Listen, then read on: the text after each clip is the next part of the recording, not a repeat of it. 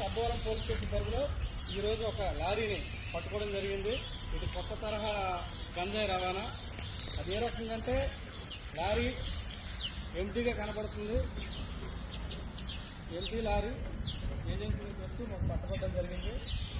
దానిలో భాగంగా సబ్బవరం పోలీసులు పట్టుకున్న లారీలో క్యాబన్లు వెతగ్గా కొత్త తరహా క్యాబన్లు 2 రకాలుగా తయారు చేశారు.